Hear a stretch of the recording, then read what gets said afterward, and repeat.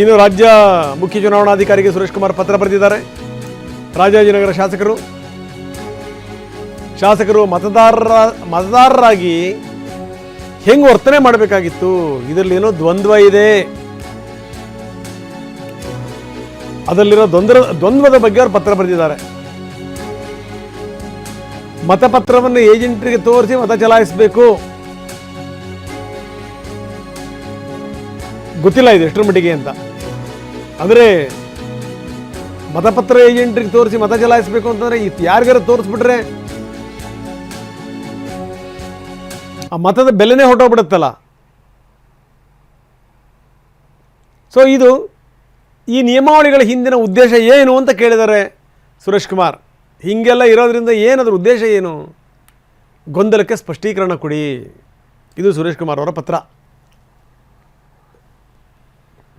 ಅಂದರೆ ಹಿಂಗೆ ಬೇಕಾದಂಥವ್ರು ಬೇಕಾದ ರೀತಿಯಲ್ಲಿ ಹಿಂಗೆ ಮತ ಚಲಾಯಿಸ್ತಾ ಹೊರಟ್ಬಿಟ್ರೆ ಪ್ರಜಾತಂತ್ರ ಏನಾಗುತ್ತೆ ಅನ್ನುವಂಥ ಕಾಳಜಿ ಕಳಕಳಿ ಸುರೇಶ್ ಕುಮಾರ್ ಅವ್ರದ್ದು.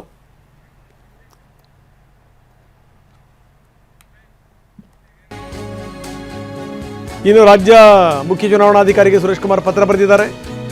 ರಾಜಾಜಿನಗರ ಶಾಸಕರು ಮತದಾರರಾಗಿ ಹೆಂಗೆ ವರ್ತನೆ ಮಾಡಬೇಕಾಗಿತ್ತು, ಇದರಲ್ಲಿ ಏನೋ ದ್ವಂದ್ವ ಇದೆ, ಅದರಲ್ಲಿರೋ ದ್ವಂದ್ವದ ಬಗ್ಗೆ ಅವರು ಪತ್ರ ಬರೆದಿದ್ದಾರೆ. ಮತಪತ್ರವನ್ನು ಏಜೆಂಟರಿಗೆ ತೋರಿಸಿ ಮತ ಚಲಾಯಿಸಬೇಕು. ಗೊತ್ತಿಲ್ಲ ಇದು ಎಷ್ಟರ ಮಟ್ಟಿಗೆ ಅಂತ. ಅಂದರೆ ಮತಪತ್ರ ಏಜೆಂಟ್ರಿಗೆ ತೋರಿಸಿ ಮತ ಚಲಾಯಿಸಬೇಕು ಅಂತಂದರೆ ಯಾರಿಗಾರ ತೋರಿಸ್ಬಿಟ್ರೆ ಆ ಮತದ ಬೆಲೆನೇ ಹೊರಟೋಗ್ಬಿಡುತ್ತಲ್ಲ. ಸೊ ಈ ನಿಯಮಾವಳಿಗಳ ಹಿಂದಿನ ಉದ್ದೇಶ ಏನು ಅಂತ ಕೇಳಿದ್ದಾರೆ ಸುರೇಶ್ ಕುಮಾರ್. ಹೀಗೆಲ್ಲ ಇರೋದ್ರಿಂದ ಏನದ್ರ ಉದ್ದೇಶ ಏನು, ಗೊಂದಲಕ್ಕೆ ಸ್ಪಷ್ಟೀಕರಣ ಕೊಡಿ. ಇದು ಸುರೇಶ್ ಕುಮಾರ್ ಅವರ ಪತ್ರ.